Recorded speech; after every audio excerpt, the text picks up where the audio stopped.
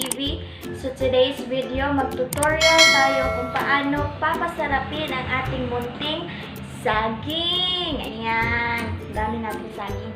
So this is an easy step for the beginners sa pagluluto at yung mahilig sa matatamis. Bawal diabetic dito.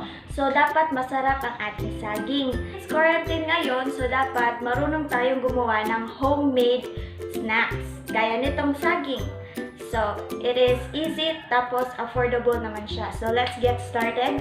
So, ang first natin gagawin, ipipili tayo ng hinog na saging. So, pipili tayo na yan. Yan, mga hinog na yan ng saging at easy na itong lutuin. Ayan, pili tayo. Ayan. Pili na tayo ng ating lulutuin. So, ito yung mga hinog na. So, 5 lang yung pinili ko dahil kami lang ng kapatid ko ang kakain. So, ito na yun. So, after natin pumili, we have to peel this banana. So, this is the proper way to peel the banana. Ayan.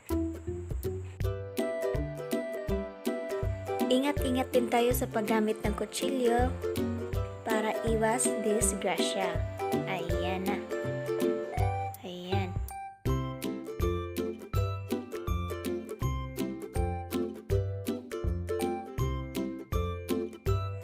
Pagkatapos nating balatan yung banana, we have to slice it. Ayan. This is my favorite part. It's very satisfying.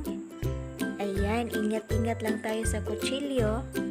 Depende sa size ng banana yung slice mo. 3 kung malaki. Kung maliit naman, 2. Ayan. After mag-slice, you have to fry the banana. Ayan. I-fry natin yung banana para ma-crispy at malutong. Ayan. Gagawin natin chip ang banana.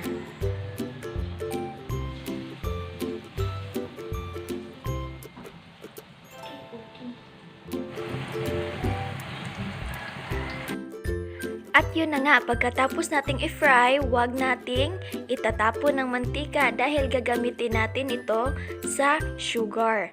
Ayan, brown sugar ang dapat gamitin. Depende kung anong gusto nyo. Depende kung gusto nyo matamis na matamis. Pwede lang slight na matamis. Ayan. Okay na, so dapat nating itong haluin hanggang mag-melt ito. Ayan, gagawa tayo ng latik. Ito ay tinatawag na latik sa mga Bisaya.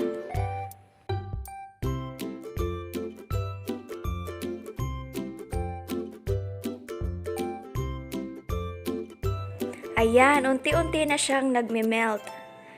Yan.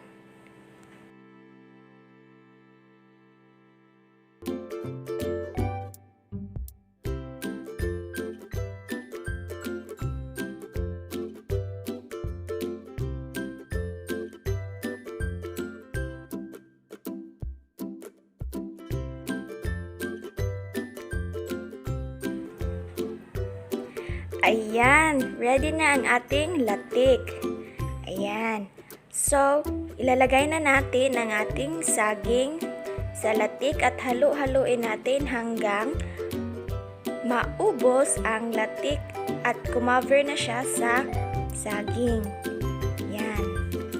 Dapat nating ubusin lahat ng latik dahil sayang.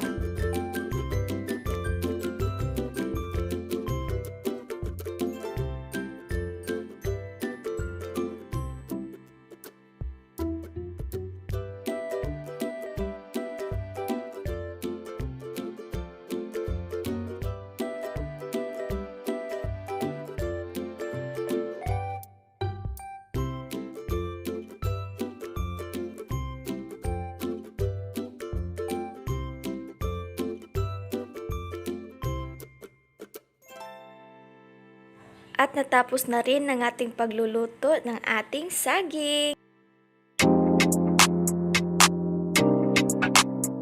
Ayan na guys, ready to eat ng ating saging made with love. Ayan. So please don't forget to like, share, subscribe, and click the notification bell para updated kayo sa aking bagong video.